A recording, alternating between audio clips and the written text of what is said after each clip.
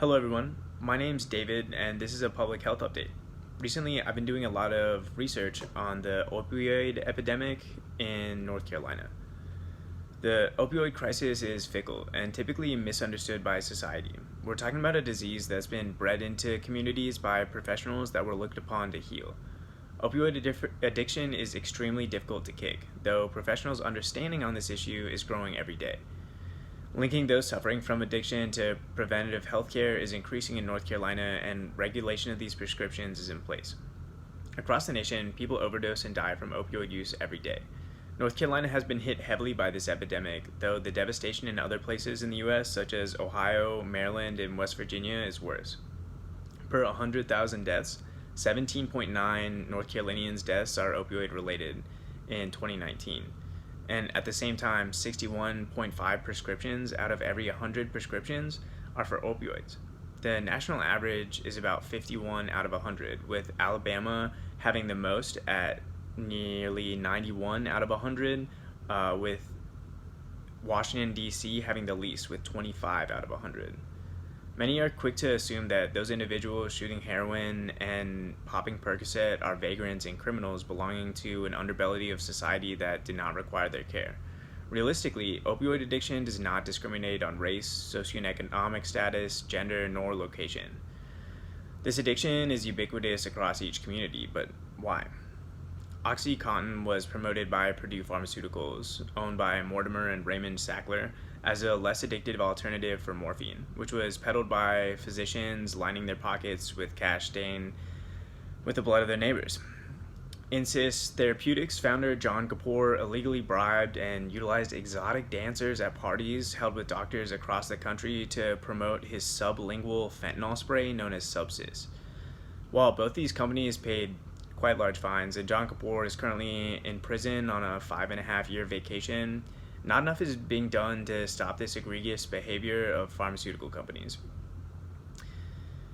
Legislation regarding opioids really kicked off in 2017, realizing that in the war on drugs, the drugs were winning. The North Carolina Department of Health and Human Services unveiled an action plan to combat the opioid crisis in 2017, connecting addicts to treatment and recovery support and launching More Powerful.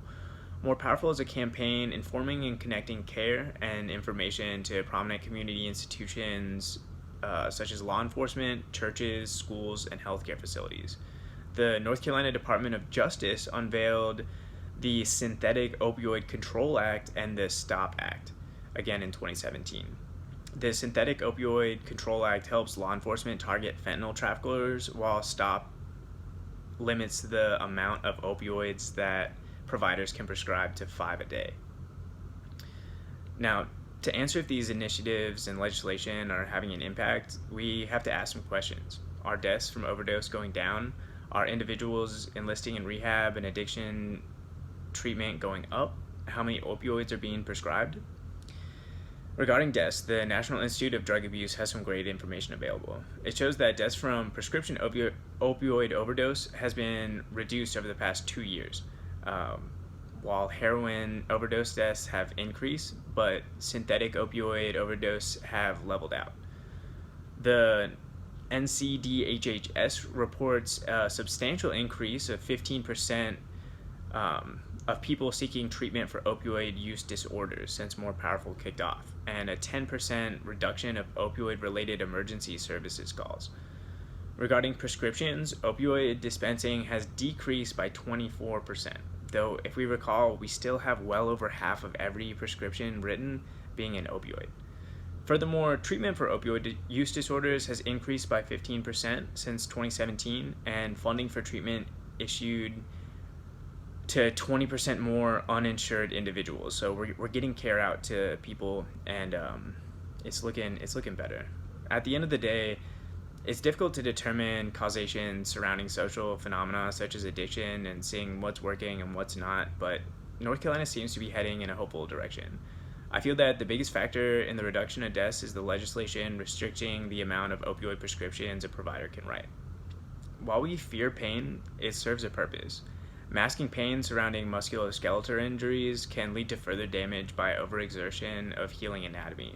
Unfortunately, Pain and suffering is a major part of our existence. Our society seems terrified to do anything that may cause discomfort.